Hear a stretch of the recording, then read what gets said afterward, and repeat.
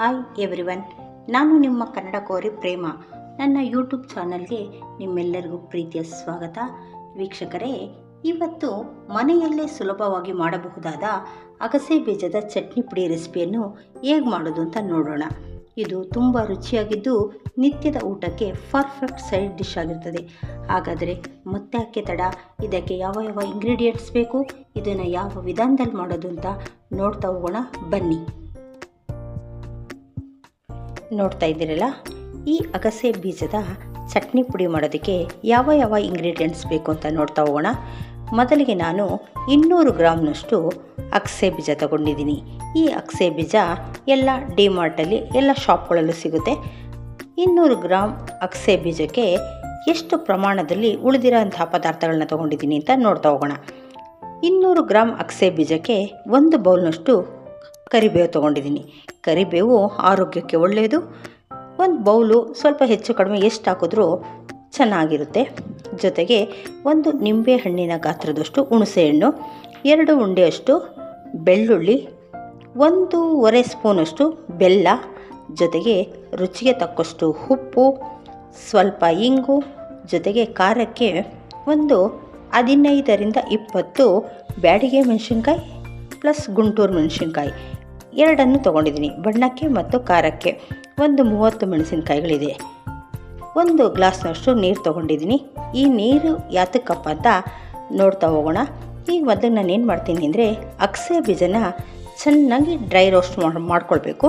ಈ ಅಗಸೆ ಬೀಜ ಉರಿಯೋದು ಒಂದು ದೊಡ್ಡ ಟಾಸ್ಕ್ ಇದ್ದಂಗೆ. ಅದು ಯಾವ ರೀತಿ ಉರಿಯೋದು ಅಂತ ನೋಡೋಣ ಬನ್ನಿ. ನೋಡಿ, ಮೊದಲಿಗೆ ನಾನು ಸ್ಟವ್ ಹಚ್ಕೊಂಡು ಬಾಣಲಿ ಇಟ್ಟಿದ್ದೀನಿ. ಆ ಬಾಣಲಿ ಬಿಸಿಯಾಗಿದೆ. ಈಗ ನಾನು ತೊಗೊಂಡಿರೋಂಥ ಅಗಸೆ ಬೀಜನ ಇದರಲ್ಲಿ ಹಾಕ್ತೀನಿ. ಯಾತಕ್ಕಪ್ಪ ಅಗಸೆ ಬೀಜ ಉರಿಯೋದು ದೊಡ್ಡದು ಒಂದು ಟಾಸ್ಕ್ ಅಂತ ಹೇಳಿದೆ ಅಂದರೆ, ಇದು ತುಂಬ ಸಿಡಿಯುತ್ತೆ. ಹಾಗಾಗಿ ಕಡೆಗೆ ಇದರಲ್ಲಿ ಒಂದು ಕಾಳು ಇಲ್ದಿರ ಆಚೆ ಹೋಗೋಷ್ಟು ಇದು ಸಿಡಿಯುತ್ತೆ. ಅದಕ್ಕೋಸ್ಕರ ಇದಕ್ಕೆ ಒಂದು ಟಿಪ್ಸ್ ಯೂಸ್ ಮಾಡಬೇಕು. ಅದೇನಪ್ಪ ಅಂದರೆ, ಈ ರೀತಿ ಸ್ವಲ್ಪ ಉಗುರಲ್ಲಿ ನೀರು ಚುಮ್ಕಿಸ್ಕೊಂಡ್ರೆ ಇದು ಸ್ವಲ್ಪ ವೆಟ್ಟಾಗಬೇಕು, ಆಗಲೂ ಸಿಡಿಯುತ್ತೆ. ಸ್ವಲ್ಪ ಪ್ರಮಾಣ ಕಡಿಮೆ.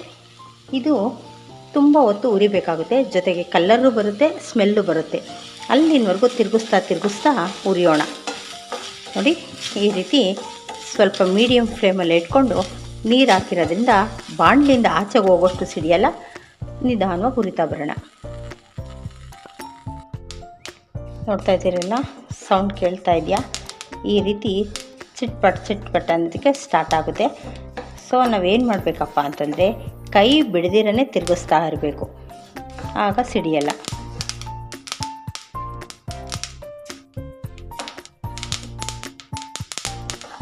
ನೋಡಿ ಹೇಗೆ ಸಿಡಿಯುತ್ತೆ ಅಂತ. ನೀರು ಹಾಕಿರೋದ್ರಿಂದ ಇದು ಬಾಣಲಿಯಿಂದ ಆಚೆ ಹೋಗಲ್ಲ, ಬಾಣಲಿ ಒಳಗಡೆನೇ ಸಿಡಿಯುತ್ತೆ.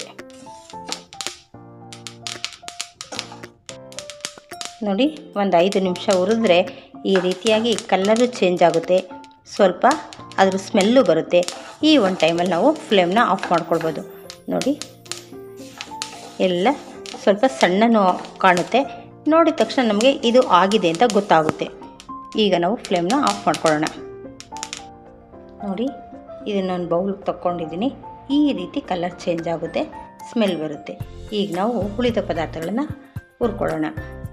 ನೋಡಿ, ಈಗ ಅದೇ ಬಾಣಲಿಗೆ ನಾನು ಮೆಣಸಿನ್ಕಾಯಿನ ಹಾಕ್ಕೊಂಡಿದ್ದೀನಿ. 1-2 ನಿಮಿಷಗಳ ಕಾಲ ಇದನ್ನು ನೀಟಾಗಿ ಹುರ್ಕೊಳ್ಳೋಣ. ಮೆಣಸಿನ್ಕಾಯಿ ಎಲ್ಲ ಕ್ರಿಸ್ಪಿ ಆಗಬೇಕು, ಆ ರೀತಿ ಹುರ್ಕೊಳ್ಳೋಣ. ನೋಡಿ, ಈ ಮೆಣಸಿನ್ಕಾಯಿ ಉರಿಬೇಕಾದ್ರೆ 1/4 ಟೀ ಸ್ಪೂನಷ್ಟು ಎಣ್ಣೆ ಸೇರಿಸ್ಕೊಂಡಿದ್ದೀನಿ.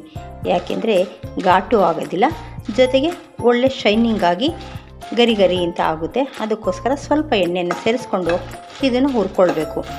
ಈ ಮೆಣಸಿನ್ಕಾಯಿ ಉರಿಬೇಕಾದ್ರೆ ತುಂಬ ಲೋ ಫ್ಲೇಮಲ್ಲಿ ಇಟ್ಕೊಳ್ಳಿ, ಯಾಕೆಂದರೆ ಘಾಟಾಗುತ್ತೆ, ಜೊತೆಗೆ ಚೆನ್ನಾಗಿ ಆಗಲ್ಲ. ಸಿಮ್ಮಲ್ಲಿ ಇಟ್ಕೊಂಡು ಹುರ್ಕೊಳ್ಳೋಣ. ನೋಡಿ, ಈ ಮೆಣಸಿನ್ಕಾಯಿ ಇನ್ನೇನು ಆಗ್ತಾ ಬಂದಿದೆ. ಈಗ ಇದರಲ್ಲೇ ಕರಿಬೇವನ್ನು ಸೇರಿಸ್ಕೊಳ್ಳೋಣ. ಜೊತೆಗೆ ಈ ಕರಿಬೇವು ಜೊತೆಗೆ ಬೆಳ್ಳುಳ್ಳಿಯನ್ನು ಸಹ ಸೇರಿಸ್ಕೊಂಡು ಅದು ಸ್ವಲ್ಪ ಬಿಸಿಯಾಗಲಿ. ಎಲ್ಲವನ್ನು ಒಂದು ಸಾರಿ ಹುರ್ಕೊಳ್ಳೋಣ.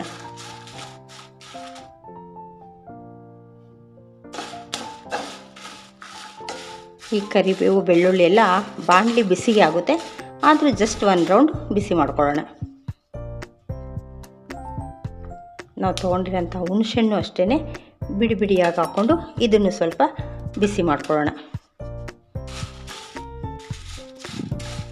ಈಗ 1 ನಿಮಿಷಗಳ ಕಾಲ ಇದೆಲ್ಲ ಹುರ್ಕೊಂಡು ಈ ಬಾಣಲಿ ಬಿಸಿಗೆ ಇದೆಲ್ಲ ಕ್ರಿಸ್ಪಿ ಆಗುತ್ತೆ. ಈಗ ಇದನ್ನು ಆಫ್ ಮಾಡಿಬಿಟ್ಟು ಚೆನ್ನಾಗಿ ಆರ್ಕೊಳ್ಳೋವರೆಗೂ ಬಿಡಬೇಕಾಗುತ್ತೆ. ಇದೆಲ್ಲ ಆರ್ಕೊಂಡ್ಮೇಲೆ ಆಮೇಲೆ ಯಾವ ರೀತಿ ಪೌಡರ್ ಮಾಡೋದು ಅಂತ ನೋಡೋಣ. ಈಗ ನಾನು ಫ್ಲೇಮ್ನ ಆಫ್ ಮಾಡ್ತಾಯಿದ್ದೀನಿ. ಇದು ಸ್ವಲ್ಪ ಆರ್ಕೊಳ್ಳಿ. ಎಲ್ಲ ಒಂದು ಮಿಕ್ಸ್ ಕೊಟ್ಬಿಟ್ಟು ಬಿಡಿ. ನೋಡಿ ಈಗ ಎಲ್ಲವೂ ತಣ್ಣಗಾಗಿದೆ. ತಣ್ಣಗಾದ್ಮೇಲೆ ನಾನು ಇದನ್ನು ಮಿಕ್ಸಿ ಜಾರಲ್ಲಿ ಹಾಕ್ಕೊಂಡು ಪೌಡ್ರ್ ಮಾಡ್ಕೊಂಡು ಬರ್ತೀನಿ. ತುಂಬ ನೈಸ್ ಪೌಡರ್ ಮಾಡಬೇಡಿ, ಸ್ವಲ್ಪ ಉಡಿಯಾಗಿರಲಿ, ಆಗ ತಿನ್ನೋದಕ್ಕೆ ಚೆನ್ನಾಗಿರುತ್ತೆ. ಹಂಗಾಗಿ ಈಗ ಈ ಮೆಣಸಿನ್ಕಾಯಿ ಇದು ಎಲ್ಲ ತಣ್ಣಗಾಗಿದೆ. ಈಗ ಎಲ್ಲವನ್ನು ಸೇರಿಸ್ಕೊಂಡು ರುಚಿಗೆ ತಕ್ಕಷ್ಟು ಉಪ್ಪು ಹಾಕ್ಕೊಂಡು ಜೊತೆಗೆ ಬೆಲ್ಲವನ್ನು ಸೇರಿಸಿ ನಾನೀಗ ಇದನ್ನು ಪೌಡರ್ ಮಾಡ್ಕೊಳ್ತೀನಿ.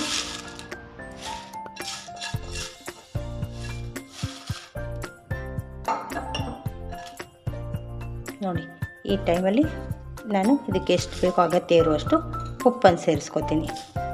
ಜೊತೆಗೆ ಬೆಲ್ಲ ಬೇಕಾದರೆ ಸ್ವಲ್ಪ ಇದು ನುಣ್ಣಗಾದ್ಮೇಲೆ ಹಾಕ್ಕೊಳ್ಳೋಣ. ಲಾಸ್ಟಲ್ಲಿ ಇಂಗು ಮತ್ತು ಬೆಲ್ಲವನ್ನು ಲಾಸ್ಟಿಗೆ ಸೇರಿಸ್ಕೊತೀನಿ. ಏಕೆಂದರೆ ಬೆಲ್ಲ ಹಾಕಿದ್ರೆ ಸ್ವಲ್ಪ ಅಂಟಂಟಾಗುತ್ತೆ.